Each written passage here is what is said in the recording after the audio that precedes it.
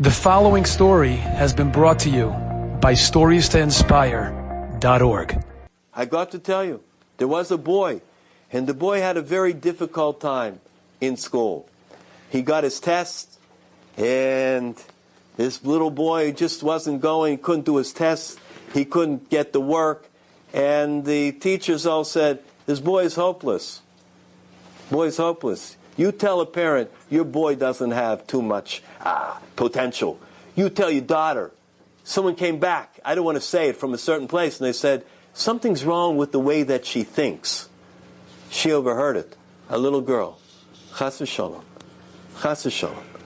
Anyhow, the principal comes at the end of the year and says to the parents, I'm very sorry, but your son cannot come back to school next year. We cannot educate him here, and please, this is the end, don't bring him back. In those years, they didn't have wonderful programs like they do today.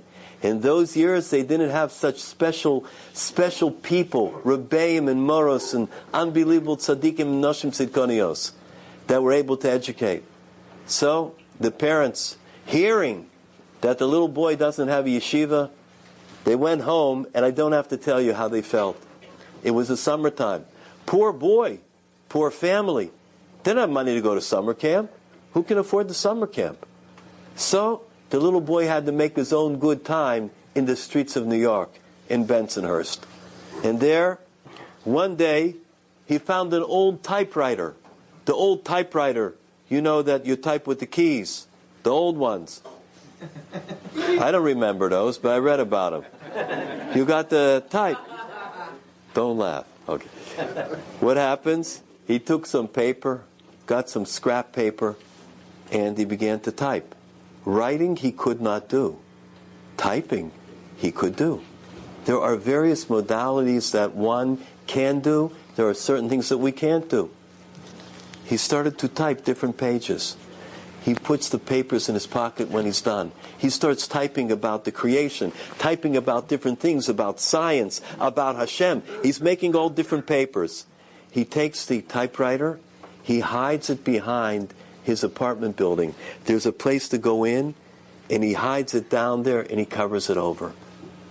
At the end of the week, his mother came to wash out his pants, hand wash his pants, the only pair he had. And as every mommy knows, or father, you got to check the little guy's pockets. Pulls out papers on Brias Olam and on science and on all types of things at Hashem. And she calls me and says, Aryeh, where do you get these papers from? This is beautiful. Aryeh doesn't want to answer. Maybe he did something wrong. How's a little child know? Maybe he did an Avera. He doesn't want to. Aryeh, I'm telling you, where did you get these papers from? Who wrote these? He said, I did, Mommy. How did you ever type these? And he began to show her. He took in the back in the apartment building and showed the typewriter. And he began to show his mother how he learned to type. Well, Elul of that year in September, Aryeh's mother and his father take him back to the school that they told him, you're thrown out. You can't come back here. He came back. The principal sees him and says to the parents, I told you not to come back here. Why would you do this? Why would you put him through that? What's going on? They begged him, can we show you something? Would you mind just for 2 minutes? They go into the office. Aryeh sets up his old typewriter on the principal's desk. The mother says, please tell Aryeh what you would like to have a paper about. He says something. He says, Aryeh, I want you to write whatever you know about tshuva, because he's going to prove that Aryeh doesn't know.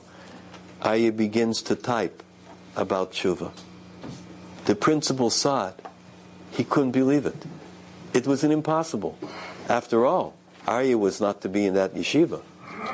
When he finished, naturally let him back in school. But it didn't work out.